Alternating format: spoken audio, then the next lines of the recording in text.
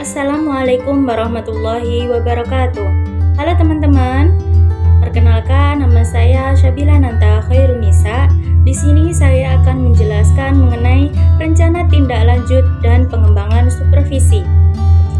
Dalam pembahasan kali ini kita akan membahas 5 pembahasan, yaitu yang pertama, bagaimana konsep rencana tindak lanjut dalam supervisi.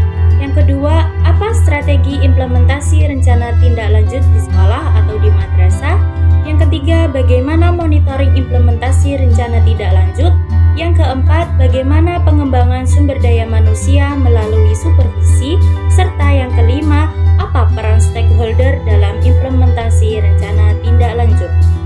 Memasuki pembahasan yang pertama, yaitu mengenai konsep rencana tindak lanjut. Rencana tindak lanjut merupakan lanjutan dari supervisi yang bertujuan mengimplementasikan rekomendasi perbaikan secara nyata. Rencana tindak lanjut disusun berdasarkan hasil evaluasi supervisi dan mencakup kegiatan pembinaan, pemecahan masalah, dan upaya pengembangan guru. Melalui rencana tindak lanjut, supervisi menjadi lebih bermakna karena hasil pengamatan benar-benar ditindaklanjuti dalam tindakan nyata. Oke teman-teman, kita akan memasuki pembahasan yang kedua, yaitu mengenai strategi implementasi rencana tindak lanjut di sekolah atau di madrasah. Strategi yang pertama yaitu mengenai perencanaan rencana tindak lanjut yang kolaboratif. Menyusun rencana tindak lanjut yang kolaboratif antara kepala sekolah, pengawas, dan guru dilakukan di awal tahun dan disusun bersama seluruh pihak terkait untuk memastikan keselarasan dengan hasil supervisi dan kebutuhan nyata di lapangan. Strategi yang kedua yaitu dengan pendekatan partisipatif dan adaptif. Melalui pendekatan partisipatif, guru dilibatkan dalam menentukan bentuk tindak lanjut yang relevan seperti pelatihan, pendampingan, dan pengembangan metode pembelajaran baru. Pendekatan adaptif memungkinkan sekolah dalam menghadapi berbagai tantangan, termasuk keterbatasan waktu, sumber daya, dan perbedaan kompetensi guru. Strategi yang ketiga yaitu pelaksanaan supervisi dengan pendampingan berkelanjutan. Pelaksanaan supervisi yang berkelanjutan memastikan bahwa setiap masalah yang ditemukan dalam supervisi tidak berhenti dalam pelaporan saja, tetapi diikuti oleh tindakan nyata menuju perbaikan kualitas pembelajaran. Yang keempat atau yang terakhir yaitu monitoring dan evaluasi terstruktur. Melakukan monitoring dan evaluasi rencana tindak lanjut secara sistematis dan berkelanjutan. Monitoring dilakukan untuk menilai sejauh mana rekomendasi rencana tindak lanjut diterapkan di sekolah ataupun di kelas. Implementasi rencana tindak lanjut yang efektif di sekolah atau di madrasah menuntut perpaduan antara perencanaan kolaboratif, pendekatan partisipatif, pendampingan berkelanjutan, monitoring yang terstruktur, dan pengembangan profesional guru.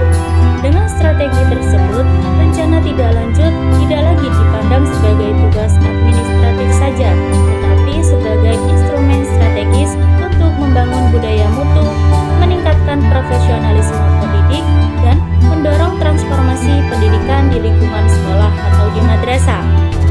Oke teman-teman, di sini kita akan memasuki pembahasan yang ketiga, yaitu monitoring implementasi rencana tindak lanjut. Yang pertama yaitu penetapan tujuan dan indikator monitoring. Yang kedua, penyusunan instrumen monitoring. Yang ketiga, pengumpulan data dan informasi lapangan. Yang keempat, menganalisis hasil monitoring. Yang kelima, umpan balik dan pembinaan berkelanjutan. Yang keenam, pelaporan dan dokumentasi hasil monitoring. Serta yang terakhir, evaluasi berkelanjutan dan revisi rencana tindak lanjut. Teman-teman, kita memasuki dengan pembahasan yang keempat, yaitu mengenai pengembangan sumber daya manusia melalui supervisi. Supervisi merupakan sarana penting dalam meningkatkan kompetensi guru, baik dalam aspek pedagogik, profesional, maupun penggunaan teknologi. Melalui proses pembinaan yang berkelanjutan, guru terdorong dan merefleksi praktek mengajar dan melakukan inovasi dalam pembelajarannya. Supervisi juga dapat membantu guru menyesuaikan diri dengan perubahan kurikulum dan tuntutan pendidikan modern. sehingga kualitas sumber daya manusia di sekolah dapat berkembang. Telah penghujung pembahasan kita dalam materi ini, yaitu pembahasan yang terakhir yang kelima, yaitu mengenai peran stakeholder dalam implementasi rencana tindak lanjut. Yaitu yang pertama, kepala sekolah berperan sebagai pengarah dan pengendali rencana tindak lanjut. Yang kedua, pengawas sekolah sebagai fasilitator dan konsultan akademik, siswa sebagai subjek pembelajaran aktif, guru sebagai pelaksana dan evaluator pembelajaran, orang tua atau komite sekolah sebagai mitra kolaboratif, serta komunitas atau pemerintah daerah sebagai pendukung eksternal.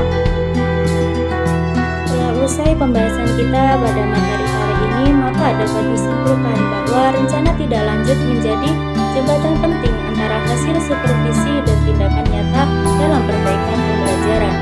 Melalui perencanaan kolaboratif, pendampingan berkelanjutan, monitoring yang terstruktur, serta dukungan seluruh stakeholder, supervisi dapat memberikan dampak nyata terhadap peningkatan profesionalisme guru dan mutu pendidikan di sekolah.